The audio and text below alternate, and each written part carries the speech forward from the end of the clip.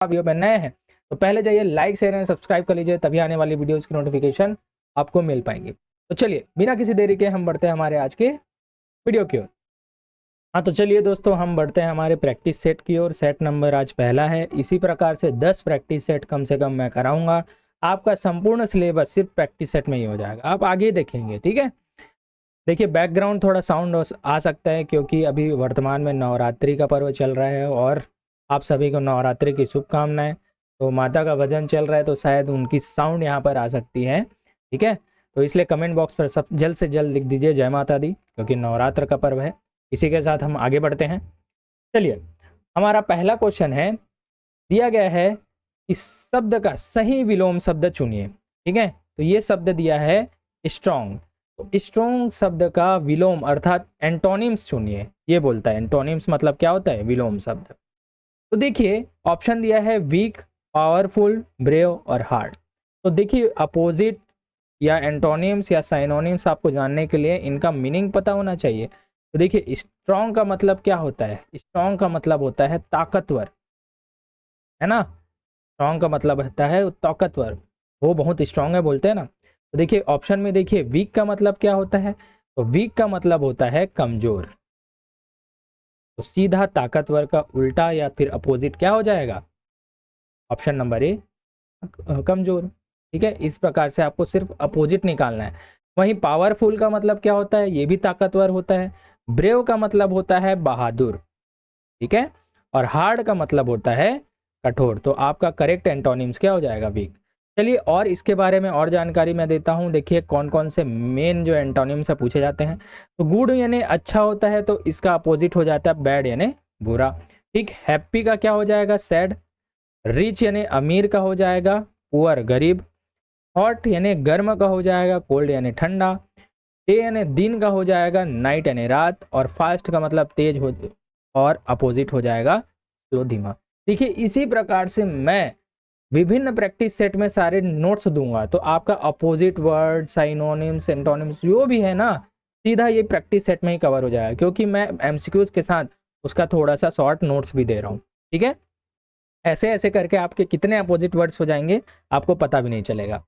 चलिए, दिए गए हैं सही शब्द, दिए गए शब्द का सही समानार्थक मतलब होता है साइनोनिम्स। ठीक है, साइनोनिम्स आपको एक क्वेश्चन में पूछा जाएगा। साइनोनिम्स का मतलब होता है जिसके अर्थ समान होते हैं, है ना। तो देखिए स्टार्ट का आपको साइनोनिम्स बताना है। तो देखिए स्टार्ट का मतलब होता है शुरू करना। ठीक है, तो आपको ऑप्शन में देख के बताना है कि किसका और अर्थ शुरू करना ही होता है। ऑप्शन ए दिया है एंड, एंड का मतलब होता है खत्म करना, ये साइनोनिम्स नहीं है तो एंटोनिम्स हो गया। बी दिया है बिगिन, तो बिगिन का मतलब होता है दोस्तों शुरू करना, शुरू करना। तो ऑप्शन नंबर बी यहाँ पर साइनोनिम्स करेक्ट होगा। सी दिया है स्टॉप, स्टॉप का मतलब भी क्या होता है, रोकना। ठीक है, और क्लोज, क्लोज का मतलब करना होता है बंद करना। तो इसीलिए आपको स्टार्ट का जो साइनोनिम्स हो जाएगा अर्थात समानार्थक शब्द हो जाएगा, ऑप्शन नंबर बी बिगिन हो जाएगा। ठीक है, चलिए आगे बढ़ते हैं, इसका नोट्स देख लेते हैं। अन्य साइनोनिम, तो साइनोनिम का मतलब क्या होता है, वे शब्द जिनका अर्थ लगभग एक जैसा होता है, ये क्या कहलाते हैं, साइनोनिम्स कहलाते हैं। तो देखिए जैसे अन्य शब्दों का देखते हैं, बिग, बिग मतलब बड़ा। तो लार्ज, लार्ज मतलब भी विशाल या बड़ा ही होता है। वहीं स्मॉल मतलब होता है छोटा, तो छोटा, टाइनी को भी तो छोटा बोलते हैं, टाइनी भी होता है छोटा। ब्यूटीफुल यानी होता है सुंदर, उसी प्रकार से प्रीटी, प्रीटी यानी भी प्यारा या सुंदर। हैप्पी का मतलब होता है खुश, वैसी जॉयफुल, जॉयफुल का मतलब आनंदित या खुश होना। सैड का होता है दुखी, और अनहैप्पी का भी होता है दुखी या नाखुश, है ना। ये सभी साइनोनिम्स है, सबके अर्थ समान है।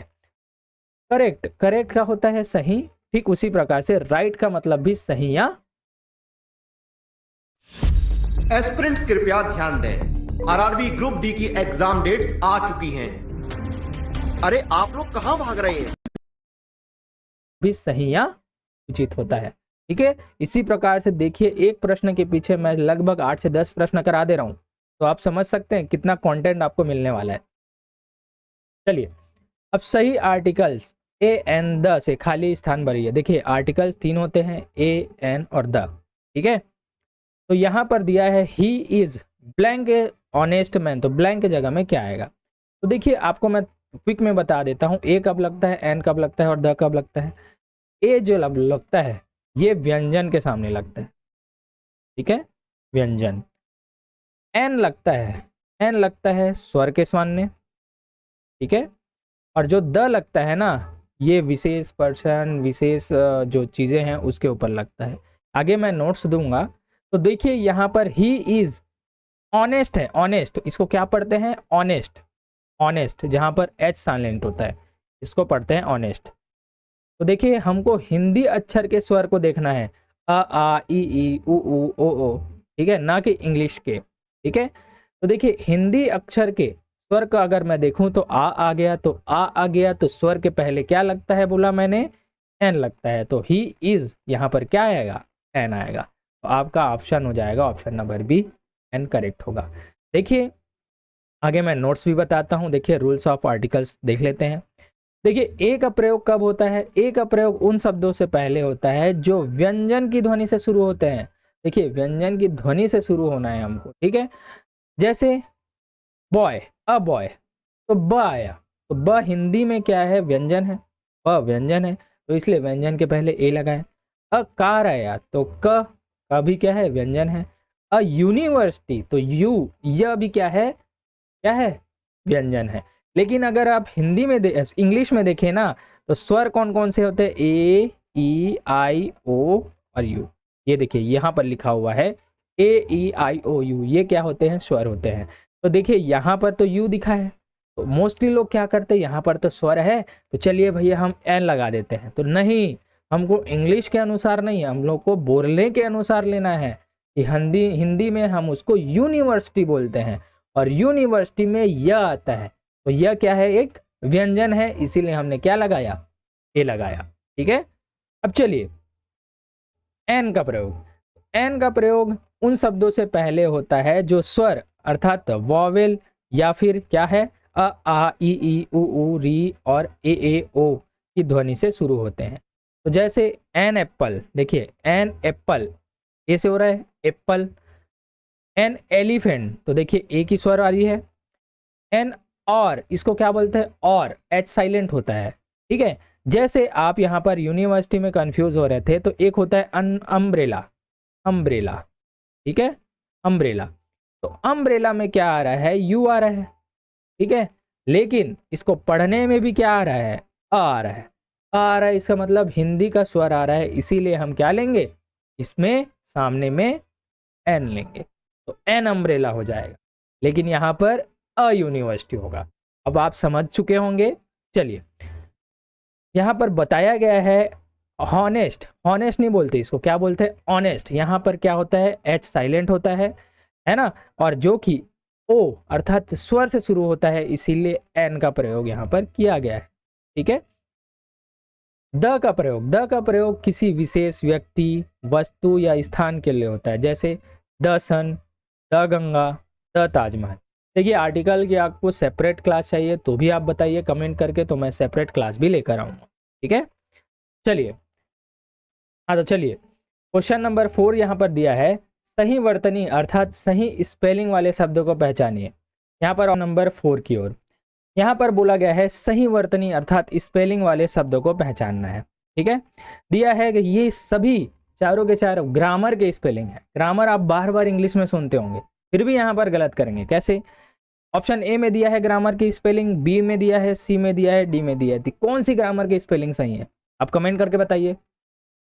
तो दोस्तों इसका आंसर हो जाएगा ऑप्शन नंबर सी। ग्रामर की स्पेलिंग होती है GRAMMAR, ठीक है। तो इस प्रकार से और मैं शब्द दूंगा, उसकी स्पेलिंग आपको रट लेनी है, बार बार वहीं से क्वेश्चन बनते हैं। जैसे देखिए बिलीव की स्पेलिंग BELIEVE ये होता है, तो आपको IE के जगह में EI लिख दिया जाता है। तो देखिए IE यहाँ पर है, तो EI लिख के आपको क्वेश्चन पूछा जाता है, अब बताओ इसकी स्पेलिंग क्या है? तो यहाँ पर IE आपको याद रखना है। फिर है नेसेसरी की स्पेलिंग होती है NECESSARY, है ना। यहाँ पर S के जगह में C लिख दिया जाता है। इस प्रकार से आपके प्रश्न पूछे जाते हैं। मैम 2 साल से गवर्नमेंट जॉब की तैयारी कर रहा हूँ। वही पता करना था, इस साल लग जाएगी क्या? साकेत जी, आपकी कुंडली में आंवला योग जाते हैं सेपरेट, SEPARATE, ठीक है। तो सेपरेट में क्या लिखा जाता है? SEPERATE, इस प्रकार से लिख दिया जाता है। ठीक उसी प्रकार से आपको टुमारो है ना, इसमें M और R में कंफ्यूजन होता है, इसको आपको याद रखना है।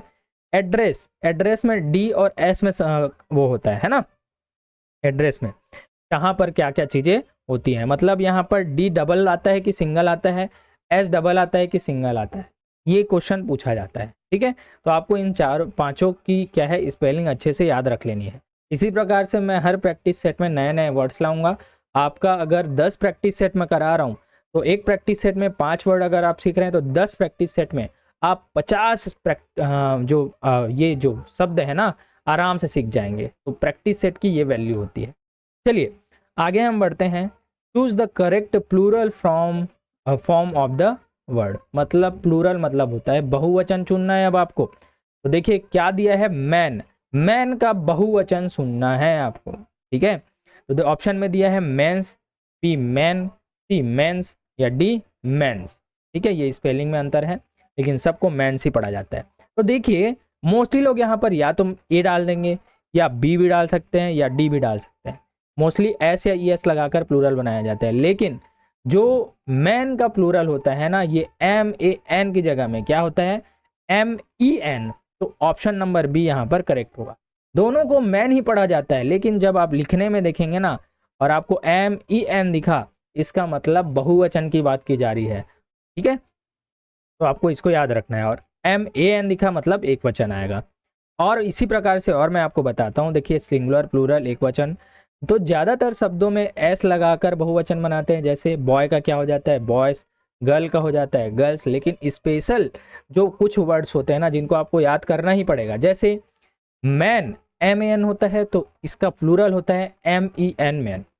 वुमेन में क्या हो जाएगा, वुमेन, MEN आ जाएगा। ठीक है, वहीं चाइल्ड का क्या होता है, चाइल्ड का बहुवचन होता है चिल्ड्रन। टूथ का बहुवचन क्या होता है, टीथ, टूथ मतलब एक दांत, टीथ मतलब बहुत सारे दांत। फुट, फुट का होता है फिट, FEET। माउस का क्या होता है, माइस। देखिए यहीं से बहुत सारे क्वेश्चन बनते हैं, तो रट लेना है आपको। चलिए नेक्स्ट देखते हैं, choose the correct feminine gender. ठीक है, तो स्त्रीलिंग आपको निकालना है। चलिए भाई लिंग से संबंधित क्वेश्चन आते हैं। तो लिंग से संबंधित देखिए किंग का आपको स्त्रीलिंग चाहिए। ठीक है, तो ऑप्शन है ए इम्प्रेस, बी प्रिंसेस, सी क्वीन और डी लेडी। तो दोस्तों किंग का सीधा क्या हो जाएगा, स्त्रीलिंग फेमिनाइन जेंडर क्या हो जाएगा, ऑप्शन नंबर सी क्वीन होता है। किंग यानी राजा, क्वीन यानी रानी। ठीक है, तो इसी प्रकार से और मैं आपको क्या है लिंग के आधार पर दे देता हूँ वर्ड्स।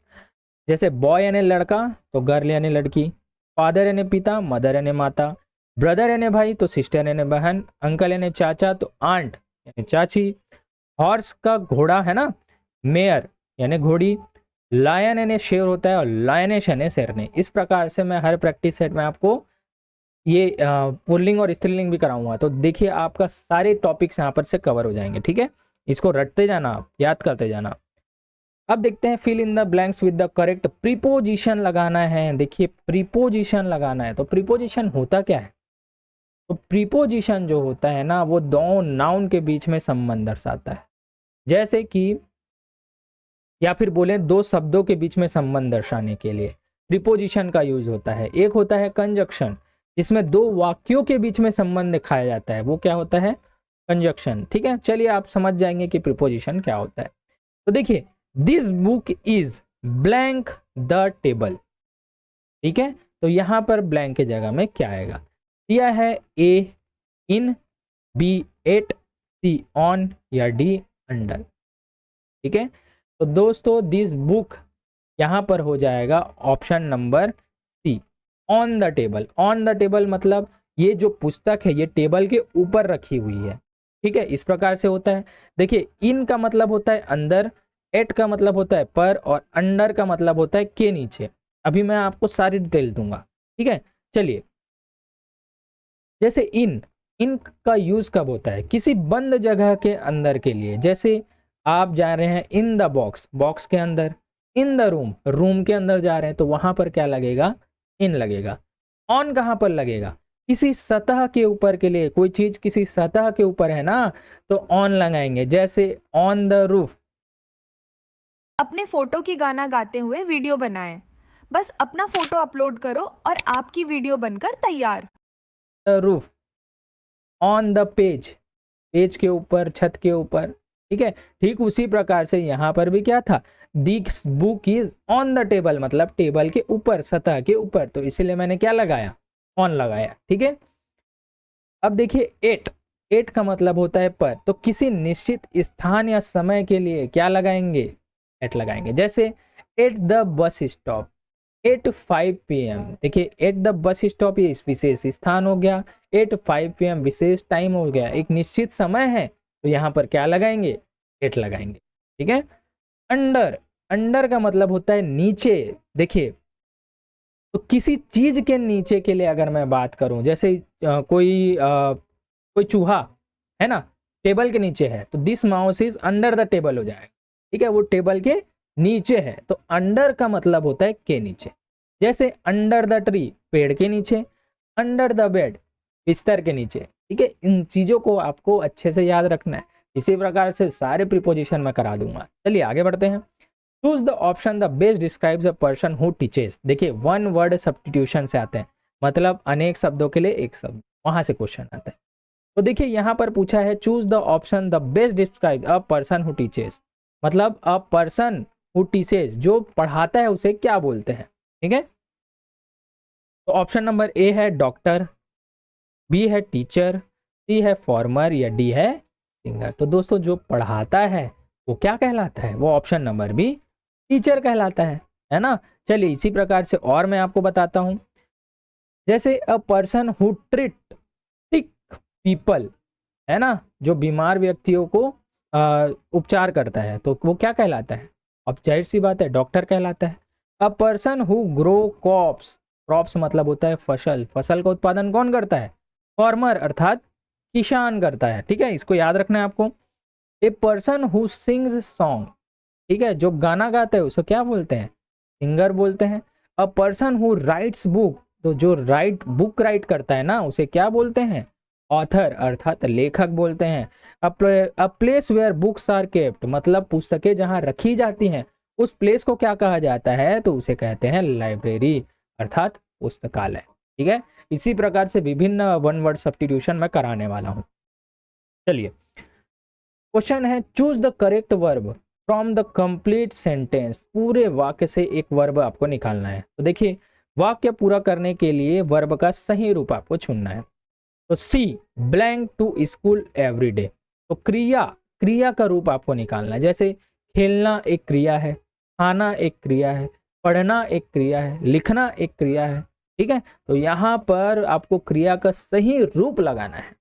तो देखिए she blank to school every day, मतलब वो ब्लैंक स्कूल एवरी डे मतलब डेली जाती है, डेली जाती है, वो स्कूल डेली जाती है। यह हम समझ पा रहे हैं क्योंकि यहाँ पर गो है, गोज है, गोइंग है और वेंट है। सबका मतलब क्या होता है? गो अर्थात जाना का मतलब होता है वह प्रतिदिन स्कूल जाती है, ठीक है।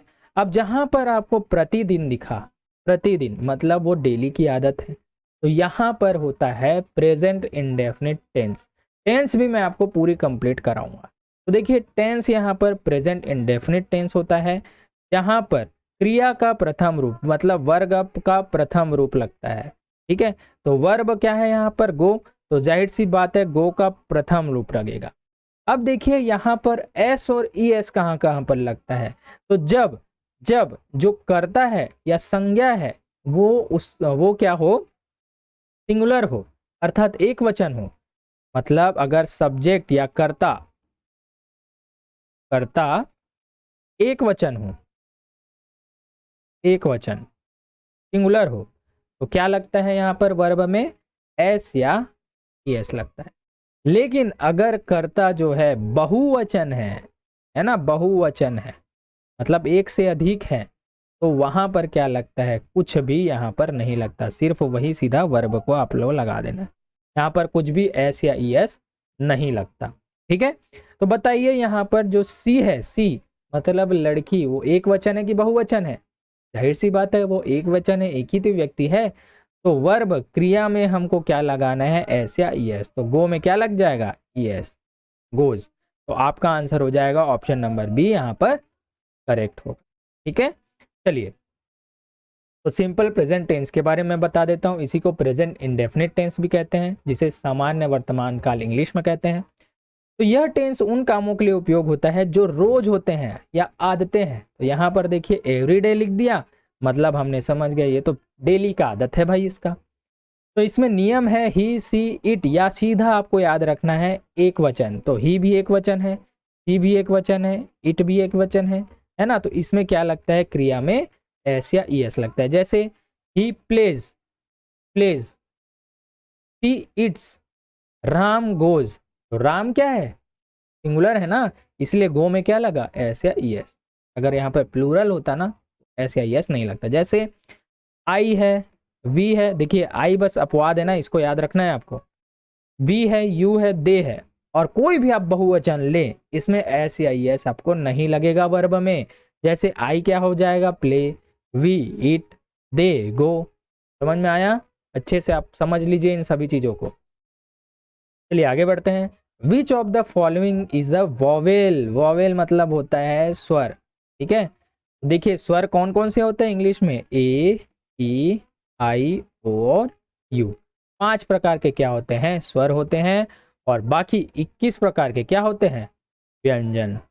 ठीक है, इसको इंग्लिश में बोलते हैं कॉन्सोनेंट। ठीक है, तो बताइए इनमें से कौन सा स्वर है। तो बी तो नहीं है, सी भी नहीं है, डी भी नहीं है, तो ई। देखिए ई यहाँ पर है, तो जी हाँ ई एक स्वर है, ऑप्शन नंबर डी है फिर करेक्ट होगा।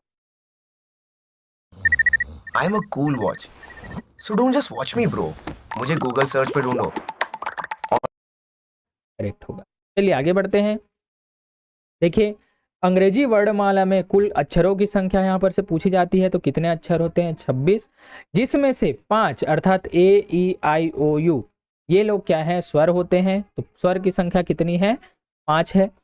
वहीं वॉवेल को छोड़कर जितने भी बचे, मतलब 26 में से 5 घटा दो, कितने बचे, 21, ये सभी क्या है, व्यंजन है। ठीक है, और वॉवेल्स के बिना अंग्रेजी का कोई भी शब्द लगभग असंभव है। मतलब जो व्यंजन होते हैं ना, वो स्वर पर ही निर्भर होते हैं। स्वर जो है स्वतंत्र होते हैं, लेकिन व्यंजन जो होते हैं वो स्वर पर आश्रित होते हैं। ठीक है, स्वर के बिना कोई भी शब्द नहीं बनाया जा सकता। चलिए आगे बढ़ते हैं। Choose the correct past tense of the verb eat. ठीक है, ईट का हमको क्या लगाना है, पास्ट टेंस, भूतकाल निकालना है। ठीक है, तो देखिए 3 प्रकार के आपको काल दिखेंगे, वर्ब का फर्स्ट फॉर्म, सेकेंड फॉर्म या थर्ड फॉर्म। ठीक है, फर्स्ट फॉर्म को बोलते हैं प्रेजेंट, प्रेजेंट, सेकेंड फॉर्म को बोलते हैं पास्ट, और थर्ड को बोलते हैं पास्ट पार्टिसिपल, सिपल। ठीक है, तो यहाँ पर आपको पास्ट की बात की गई है, मतलब वर्ब का सेकेंड फॉर्म आपको निकालना है। तो देखिए ईट का 3 फॉर्म कौन कौन सा होता है, ईट का 3 फॉर्म आपको याद रखना है। फर्स्ट फॉर्म खुद होता है ईट, सेकेंड फॉर्म होता है एट, ATE एट, और थर्ड फॉर्म होता है इटन, EATE। ठीक है, तो आपको तीनों फॉर्म याद होने चाहिए। तो देखिए सेकेंड फॉर्म की बात की गई है, तो आपका आंसर हो जाएगा ऑप्शन नंबर सी, 8। ठीक है, चलिए और मैं आपको बताता हूँ वर्ब के फॉर्म्स। देखिए मैंने बता दिया, वर्ब का फर्स्ट फॉर्म होता है प्रेजेंट, सेकेंड फॉर्म होता है पास्ट, और थर्ड फॉर्म होता है पास्ट पार्टिसिपल। तो देखिए गो, जैसे मैंने बताया एग्जांपल गो, तो गो का होता है सेकेंड फॉर्म होता है वेंट, थर्ड फॉर्म होता है गॉन। ठीक है, इसकी पूरी सारणी लिस्ट मैं आपको दे दूंगा। कम, कम यानी आना, ये फर्स्ट फॉर्म हो गया। इसका सेकेंड फॉर्म होता है कैम, और फिर थर्ड फॉर्म भी क्या होता है, कम। सी का फर्स्ट फॉर्म सी ही होता है, सेकेंड फॉर्म होता है 100, और वर्ब का थर्ड फॉर्म क्या होता है, 3। ठीक है, ये भी आपको याद रखना है। जैसे राइट, राइट का सेकेंड फॉर्म होता है रोट, थर्ड फॉर्म क्या होता है, रिटर्न। ठीक उसी प्रकार से इट जो कि क्वेश्चन में था, तो इसका सेकेंड फॉर्म 8 होता है, और थर्ड फॉर्म क्या होता है, ईटन। आपको ये सभी चीजें याद रखनी है, ठीक है। चलिए आगे बढ़ते हैं। Rearrange the jumble words to make a meaningful sentence, मतलब आपको कुछ वर्ड्स दिए गए हैं, तो आपको इस वर्ड्स को ऐसे अरेंज करना है कि जो मीनिंगफुल सेंटेंस बनाए, जिसका कोई अर्थ हो। जैसे अभी इज माई दिस बुक, इसका कोई अर्थ निकल रहा है क्या? नहीं। तो इसे ऐसे जमाइए जिससे इसका अर्थ निकले। तो देखिए, इसको इस प्रकार के क्वेश्चन को आपको सॉल्व करने के लिए ऑप्शन से सॉल्व करना चाहिए, ठीक है। देखिए ऑप्शन ए में दिखा है my book is this, my book is this, ऐसा कोई वर्ड होता है? माई बुक इज दिस, है ना, मेरा पुस्तक है यह, क्या ये सही है? नहीं, ये ऑथेंटिक नहीं है।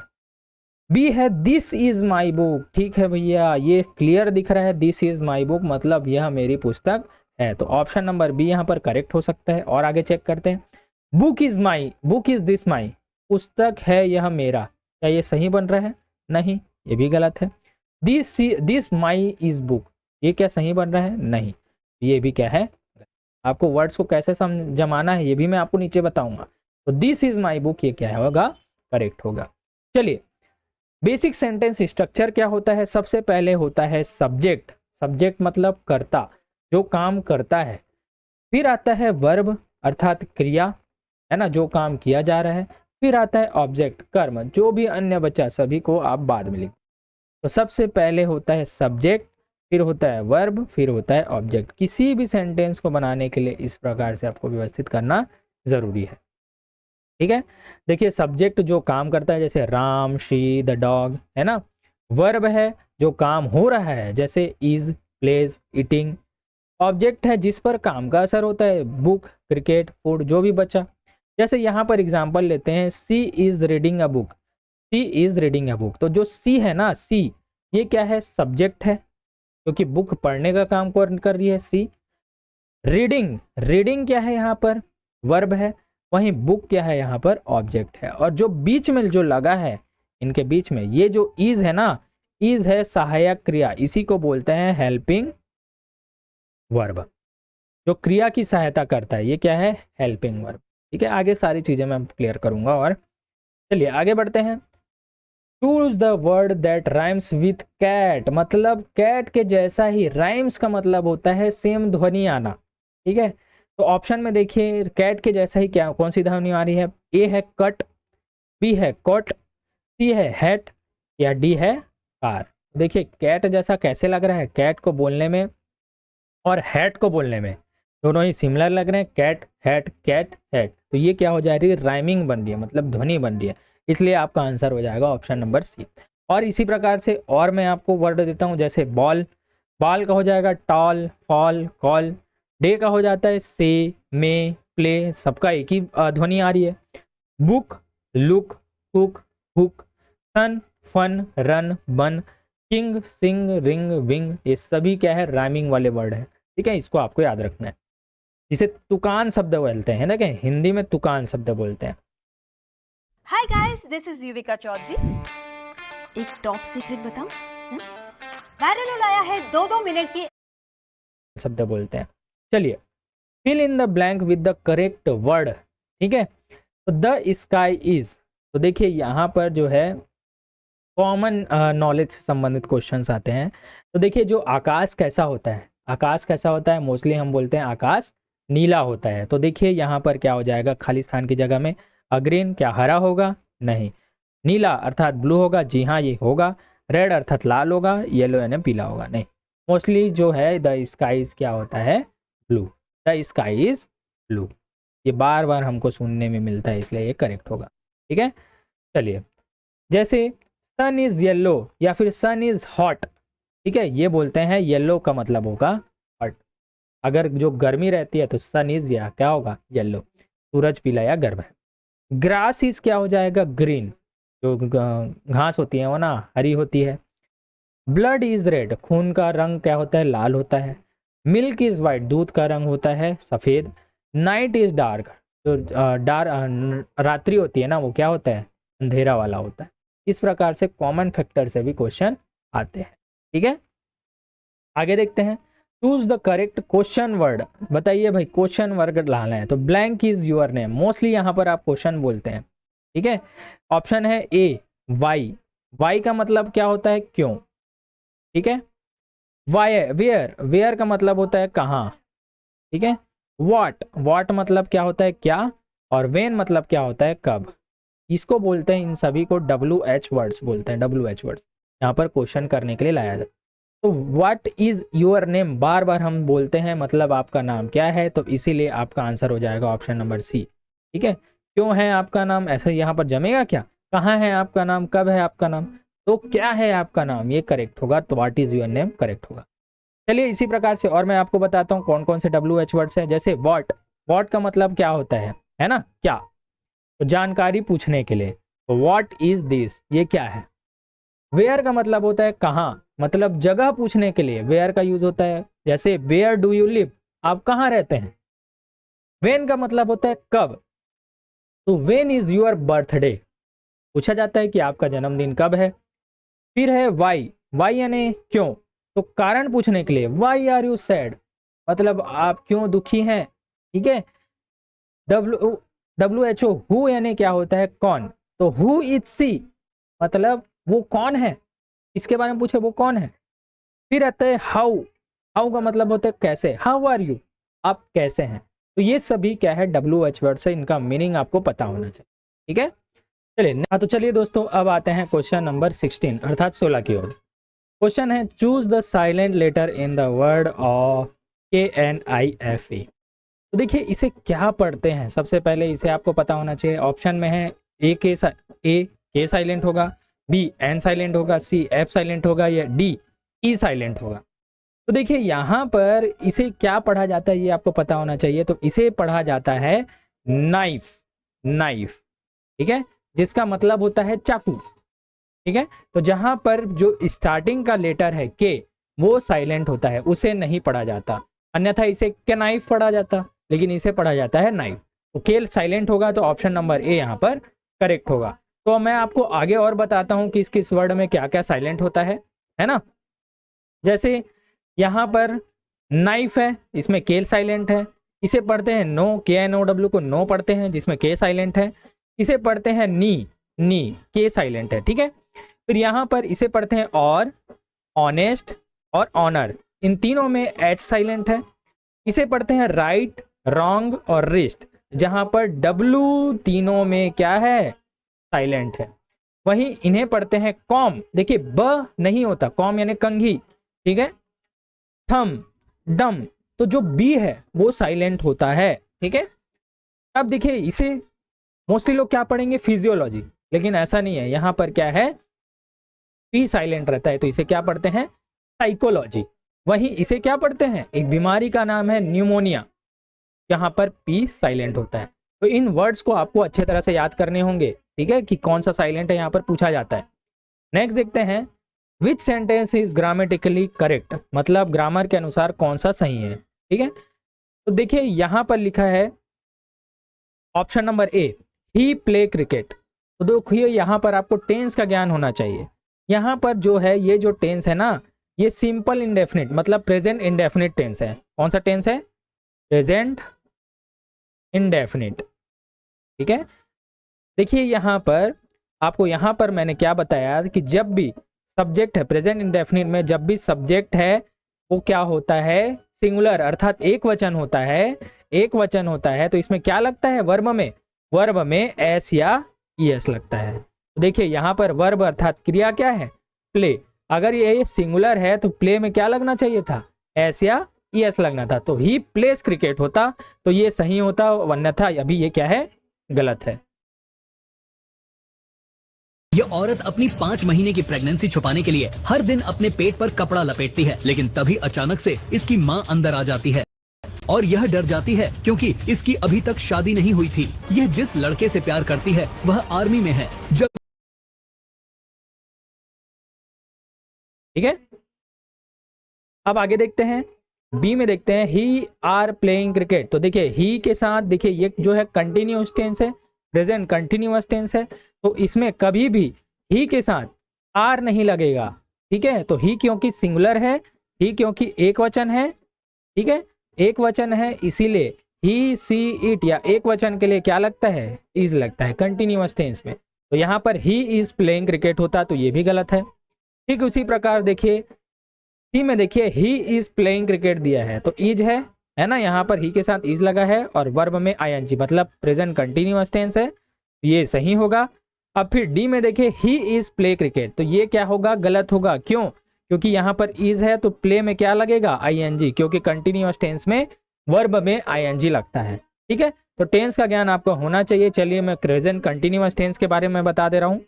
तो देखिए प्रेजेंट कंटिन्यूअस टेंस जिसे अपूर्ण वर्तमान काल कहते हैं, जो अभी भी चल रहा है ना।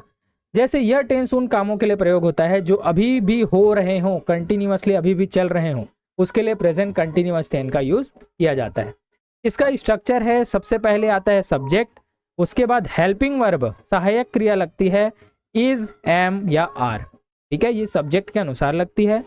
फिर आता है हमारा मेन क्रिया, उसके बाद आता है ऑब्जेक्ट। तो देखिए यहाँ पर सबसे पहले आपको किसके साथ क्या क्या लगता है ये पता होना चाहिए।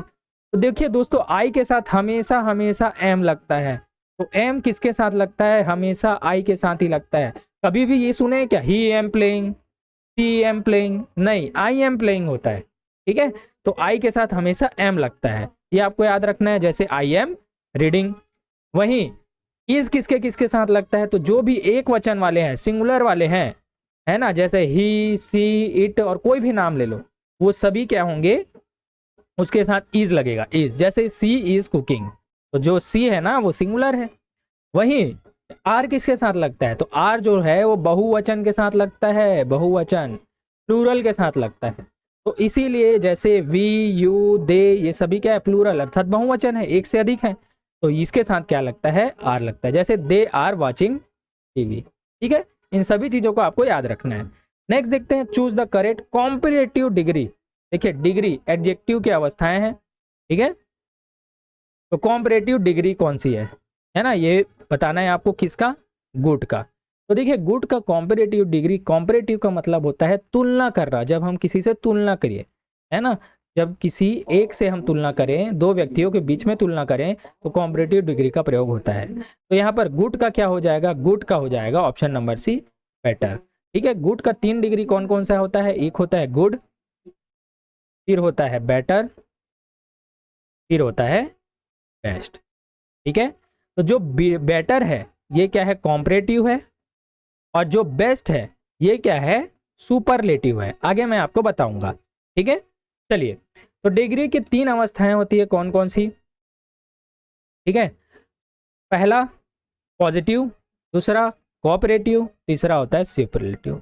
पॉजिटिव, देखिए हम किसके बारे में पढ़ रहे हैं, विशेषण के बारे में पढ़ रहे हैं, विशेषण की अवस्थाएं है डिग्री, है ना, तो बस विशेषता बता रहे हैं। जैसे गुड है, पॉजिटिव में गुड है, उसके बाद इसका हो जाता है बेटर।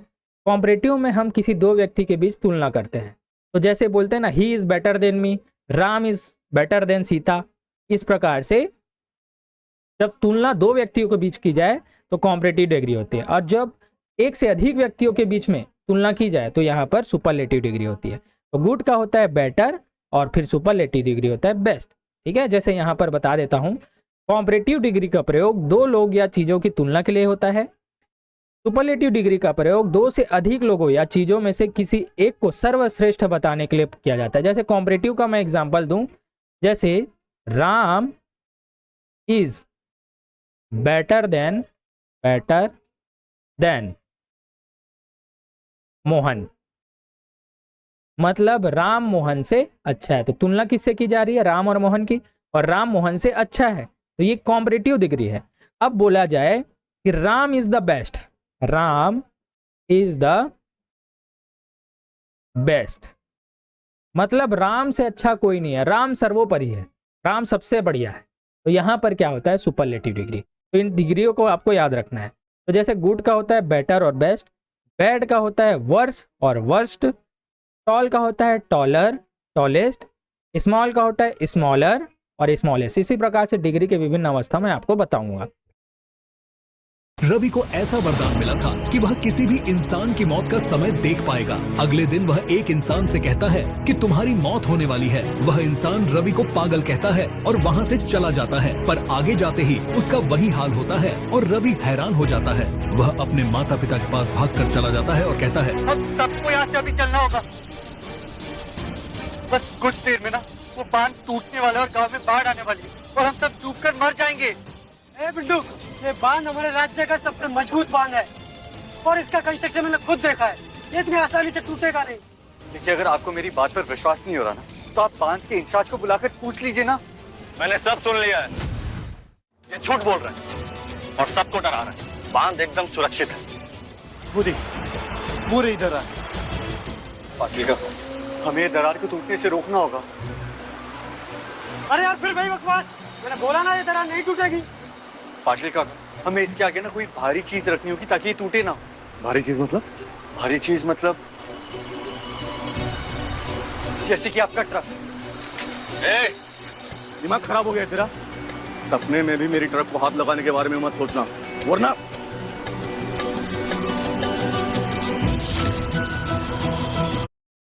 मैं आपको बताऊंगा। ठीक है, चलिए आगे देखते हैं। क्वेश्चन नंबर 19 है, identify the noun of the following sentence. Noun पहचानना है। नाउन आखिर होता क्या है? ठीक है, किसी वस्तु, स्थान, नाम के भाव को क्या कहते हैं? संज्ञा कहते हैं। तो देखिए, रोहन इज स्मार्टर बॉय, तो यहाँ पर संज्ञा नाउन क्या है? तो नाउन क्या है? किसी व्यक्ति का नाम भी क्या है? एक नाउन है। तो रोहन यहाँ पर क्या हो जाएगा? रोहन क्या हो जाएगा? नाउन हो जाएगा। तो ऑप्शन नंबर डी यहाँ पर रोहन करेक्ट होगा। चलिए आपको मैं बताता हूँ नाउन क्या है। देखिए, पार्ट ऑफ स्पीच शब्द भेद कौन कौन से होते हैं? एक होता है नाउन। नाउन मतलब होता है संज्ञा। तो किसी व्यक्ति, स्थान, वस्तु या भाव का नाम, किसी का भी नाम ले लो। जैसे व्यक्ति मैं बोलूं राम, सोहन, मोहन। स्थान बोलूं रायपुर, दुर्ग, बिलासपुर, कुछ भी बोलो। वस्तु बोलो टेबल, मेज, कुर्सी। या भाव, भाव मतलब सैड, हैप्पी, ये सभी क्या है? नाउन है। ठीक है, जैसे राम है, रायपुर है, टेबल है, ऑनेस्टी भाव हो गया, है ना। प्रोनाउन सर्वनाम, तो संज्ञा के बदले जिसका यूज होता है उसे कहते हैं हम सर्वनाम, जो संज्ञा के स्थान पर है।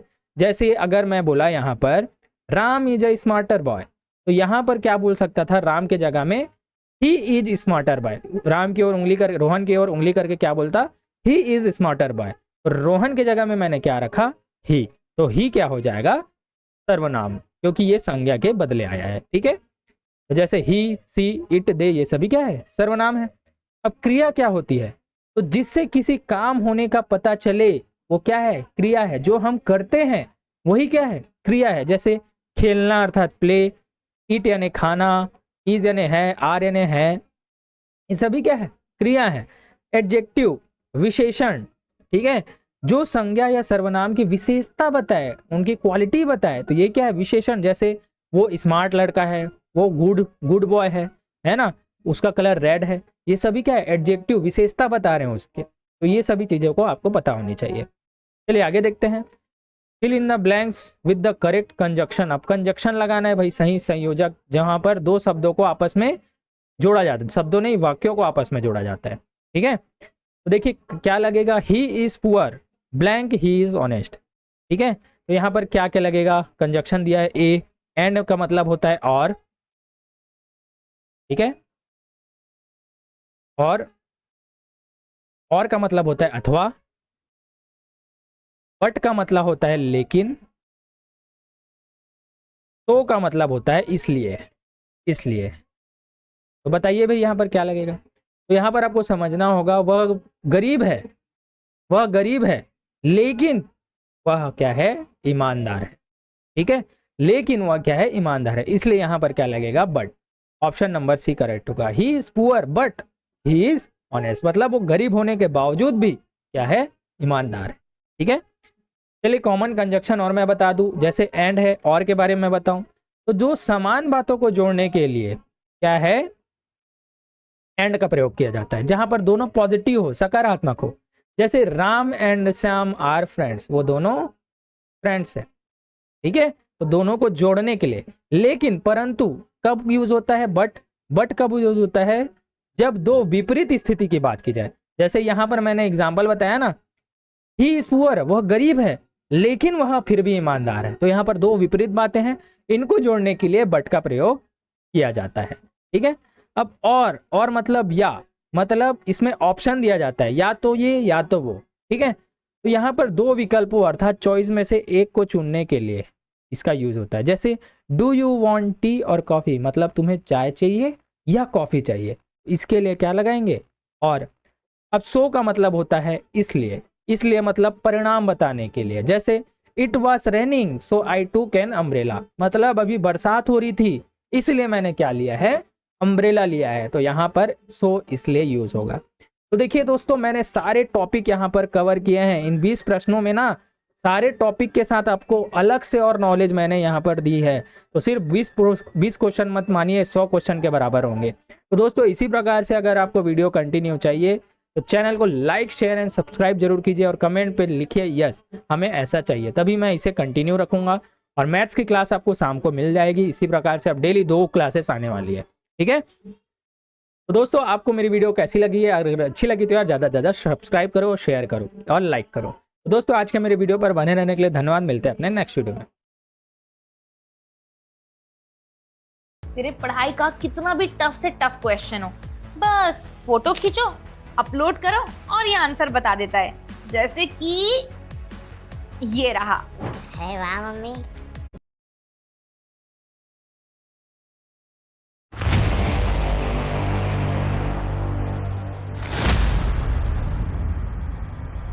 हेलो एवरीवन, रिवीजन में आपका फिर से स्वागत।